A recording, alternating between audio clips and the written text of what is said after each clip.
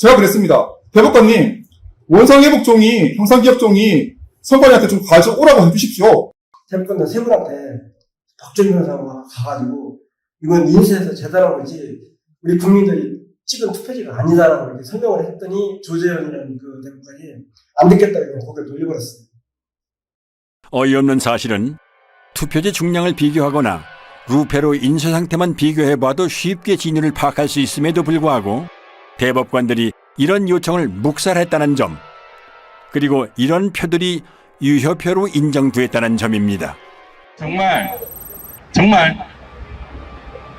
다 바꿔놨었습니다. 사전투표, 당일투표 전부 가짜였습니다. 금촌 이동 투표로 경우에는 투표로에는 이상 투표지들이 기재됐는데 관리관 날인 없이 약수무장이 나갔다. 또 그 번호표 미절치 상태로 한 장이 나갔다. 오전 시작할 무렵에 그런 일이 벌어졌다고 기재되어 손글씨로 되어 있습니다. 그러니까 누군가가 분명히 적은 것이죠. 그렇다면 이것은 재검표 때 나온 금촌 이동 이투표소 투표지들은 진정한 투표지가 아니고 뭔가 바꿔치기 된 투표지가 아니냐.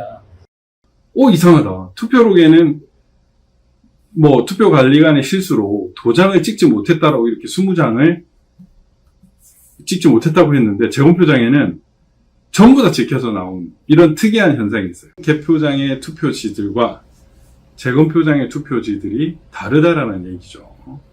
이런 빳빳한 이런 성질뿐만 아니라 투표록, 개표록에 있어서의 그런 심각한 차이도 이런 부정선거를 입증하는 그 증거라고 할 것입니다. 금촌 이동 이투표소 경우에는 상당히 우리 이때까지 많은 의혹들이 총 어떻게 보면 정점에 이른 그런 사례로 볼 수 있지 않을까.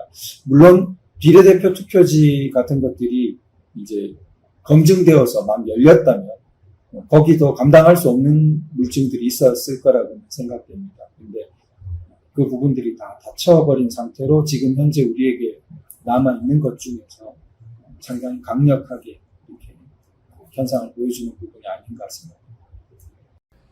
이 사람들이 한 번도 하지 않은 게 있습니다.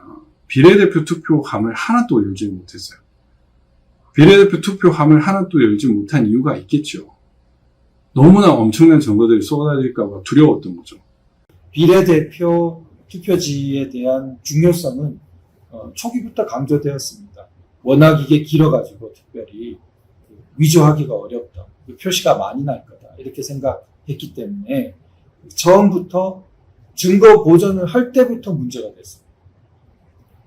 증거 보전을 할 때 비례대표 투표지까지 하도록 법원 명령이 나왔는데 선관위 국장급에 해당되는 사람이 그 지역국장인가요? 아니 판사를 막 그렇게 판사의 권위도 무시하고 그걸 증거 보전을 못하게 했거든요. 그리고 뒤에 따라가서 했거든요. 이미 뭔가 또 손을 썼겠죠. 아마도. 그러니까 그때부터 벌써 비례대표 투표지가 자기들에게 엄청나게 약점이 있었던 거죠. 비례대표 선거 무효 소송은 3년 만에 재판을 열었는데 그 첫 기일에 모든 증거 신청을 기각하고 바로 변론을 종결하고 선고기일을 잡고 기각 판결을 내렸다는 말입니다. 이런 재판이 있을 수 있습니까? 참고로 자유통일당이 제기한 비례대표 선거 무효소송 주심인 민유숙 대법관은 투표지에 대한 확인은 물론이고 이렇다 할 변론 기회조차 부여하지 않고 서둘러 소를 기각해버리는 불법적인 행보를 보였습니다. 민경호 의원이 연설로 제일 마지막 구판할 때 가가지고 제가 참고인으로 설명을 했는데 제가 그 얘기했어요. 이게 부정이 아니다 그러면 전 세계 고등학교 통계학 책을 다 바꿔야 합니다. 그러나 2022년 7월 28일 인천 연수구울 선거무효소송 판결일 천대엽, 조재현, 이동원은 세계 사법 역사에 길이 남을 최악의 판결로 선거무효소송을 기각하며 사법정의를 도륙합니다. 그들은 누구나 알아챌 수 있을 정도로 허술한 온갖 물증을 무시하며 칼에 지문을 남길 만큼 어리숙한 법인은 없으므로 칼에 지문을 남긴 자는 범인일 수 없다는 황당한 논리로 선관위를 비호합니다. 선거소송의 피고인 선관위원장이 본인의 사건을 직접 재판하는 것은 모순이고 헌법에 위반됩니다.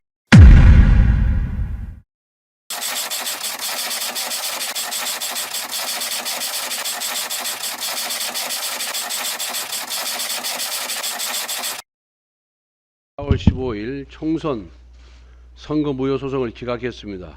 법원의 판단을 존중합니다. 지난 2년간 우리 사회는 부정선거 논란으로 국민적 불신과 갈등이라는 엄청난 사회적 비용을 치러야 했습니다. 그나마 후손들에게 그나마 덜 욕을 먹으려면, 불명예를 회복하려면 지금이라도 양심 선언하고 제대로 재판해야 된다. 그렇게 생각을 합니다.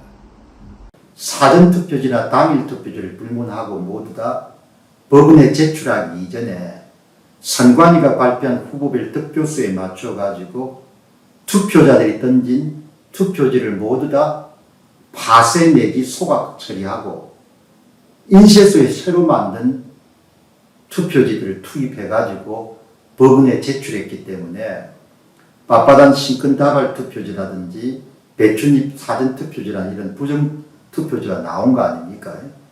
그거를 대한민국의 대법관들이 다 아는 겁니다.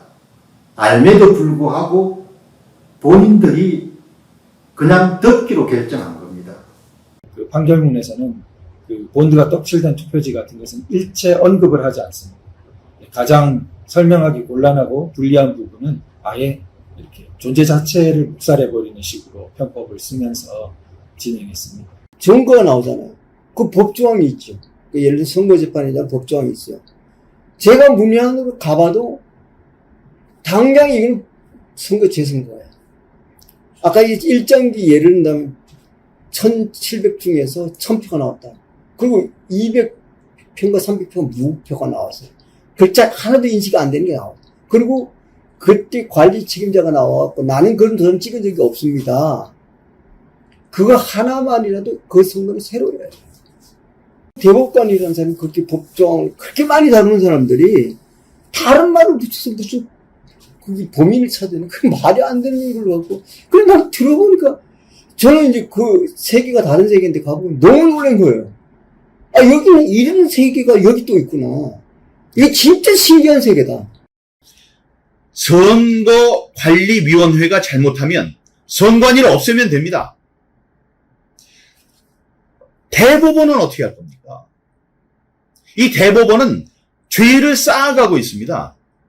부정선거를 저지른 사람은 일회성으로 한 번 부정선거를 저질렀어요. 그럼 부정선거를 저지른 사람들을 잡아서 혼을 내면 우리 체제는 튼튼하게 지탱될 수 있습니다.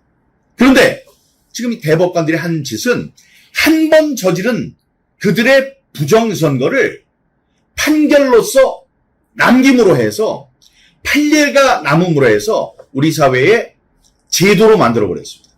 부정선거를 제도로 만든 그 큰 죄, 위헌, 헌법을 유린한 죄, 그 죄의 값은 반드시 물어야 한다고 생각합니다. 적어도 누구나 아마 상식선에서도 그 정도라면 이 선거는 부정이고 무효라고 판결을 해주고 스스로 검찰에다가 고발을 하고 수사 의뢰를 하고 이렇게 해야 되는데 심지어 뭐 대법관들이 검증기일에 촬영한 수많은 사진들을 다 삭제해버리고 동영상이고 녹음이고 다 해놓고 그런 거 주지도 않고 그렇게 불투명하고 공정하지 않고 오히려 뭐 범죄자들 돕는 이런 식의 행동을 하는 분들은 아마 스스로 그 자리에서 물러나고 그 나머지 여생을 정말 좀 반성하시면서 살아가는 게 그게 인간된 도리라고 생각이 되거든요.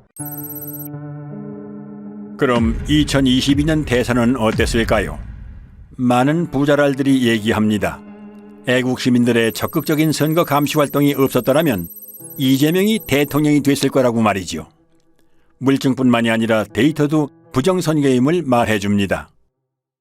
사전투표는 이재명 승리, 당일투표는 윤석열 승리. 이제 이 정도로는 놀랍지도 않습니다. 서울의 투표 결과를 보면 더 가관입니다. 서울의 당일 투표에서 이재명이 이긴 동은 6.3%에 불과했습니다. 93% 동에서 윤석열이 이겼다는 얘긴데요.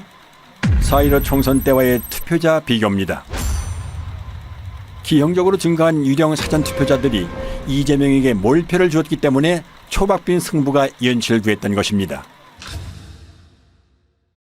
두 후보 간의 지지율 격차가 벌어진 데다가 막판 안철수 후보와의 단일화까지 있었기 때문에 선거 조작 세력의 유일한 선택지였던 박빙 승리의 시나리오가 애국 시민들의 선거 감시 덕분에 무력화된 것이지요. 칼로 자른 듯 사선으로 절단되어 있고 선까지 인쇄되어 있는 사전투표 용지는 어디에서 찍어낸 걸까요? 그리고 떼인 흔적이 남지 않는다면 봉인지는 왜 붙이는 걸까요? 다들 보셨죠? 청아들. 어이가. 아니, 봉인지를, 모든 분들이 알 수 있도록 봉인지를 테스트한다고 여기에 붙여가지고 이렇게 하면 흔적이 남습니다 했는데 깨끗하게 떨어졌어요. 말이 됩니까? 어이가 없다. 표안 남았네요. 죄송합니다. 아, 죄송한 게 아니죠, 그거는. 글자 여러 알파벳이 나오죠. 아무 데다 둬요. 뒤는 갈수가 그런 거라서 이거는. 봐요! 이야! 정말! 봅시다. 와, 이거. 표시 안 나네? 이거 말이었네, 이거는. 자, 내 가서 이 신청하고 올게요. 한편 아침 6시부터 투표소 앞에서 발열정대를 써가며 투표자 수를 센 시민들은 여러 건의 표 부풀리기를 제보해왔습니다. 서울 강서구 등촌 1동 제4투표소에서 시민이 계수한 당일 투표자 수는 1640명이었으나 선관위 집계는 1782명이었습니다. 이런 제보는 계속됩니다.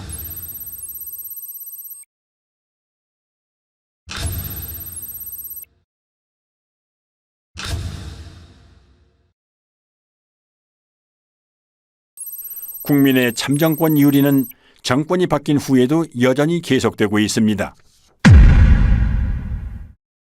결정권자인 윤 대통령이 부정선거를 수사하라는 그런 지시만 내려주면 순식간에 밝혀질 수 있을 거라고 생각하고요.